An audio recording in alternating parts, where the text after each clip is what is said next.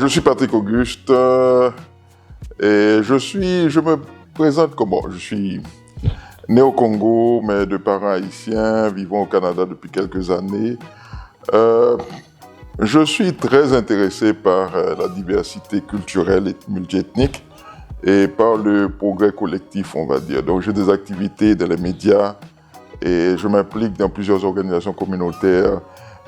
Sur le plan académique, j'ai une maîtrise, un MBA spécialisé en finance et puis je donne des cours à l'Université d'Ottawa.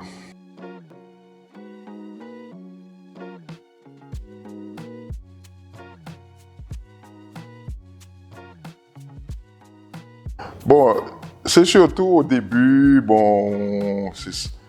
c'est sûr qu'on était un peu confus, une grande crainte, mais on s'est adapté depuis, surtout avec les possibilités des outils collaboratifs à distance. Et je crois qu'après quelques mois, nous sommes revenus un peu à la normale en termes de volume d'activité. Le temps de faire la conversion pour aller en ligne, mais bon, après ça a bien été quand même relativement. On peut dire que ça dure environ 2 ans, je peux dire que ça a quand même bien été par la suite.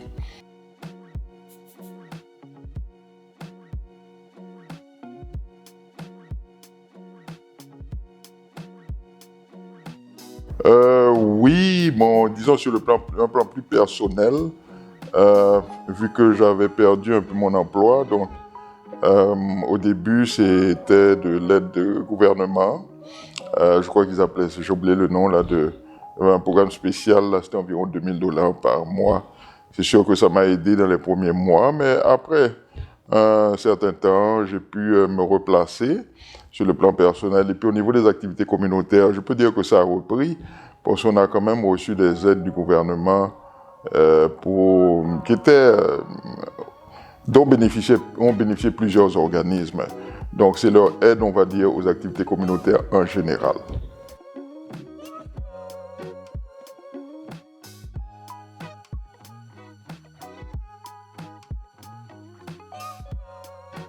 Bon, ça a été surtout d'avoir une grande ouverture d'esprit, créativité, et puis pour pouvoir vraiment voir comment on pourrait donner les services en ligne.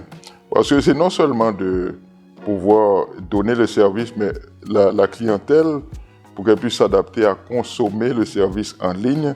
Vous savez que ce n'est pas tout le monde qui était vraiment à l'aise avec ces outils-là, mais avec un accompagnement, je pense que ça a quand même bien été.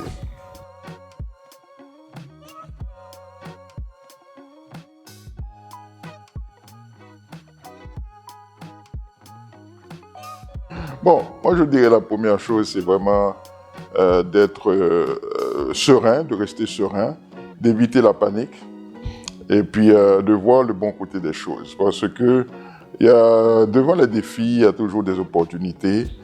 Par exemple, vous voyez ce qui s'est passé, ça a été très développé, le travail à distance collaboratif, ça fait partie d'une des opportunités qui a été bien exploitée.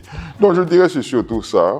Et puis après l'ouverture d'esprit, la curiosité, d'être ouvert aux idées nouvelles et puis de s'informer sur les programmes mis de l'avant par le gouvernement. Je pense que travailler dans un esprit collectif, je pense que c'est surtout ça là.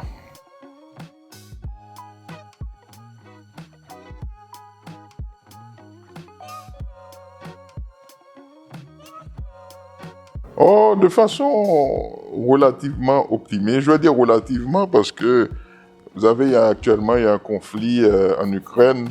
On ne sait pas comment ça va évoluer. Est-ce qu'on va aller vers une guerre mondiale? On ne sait pas.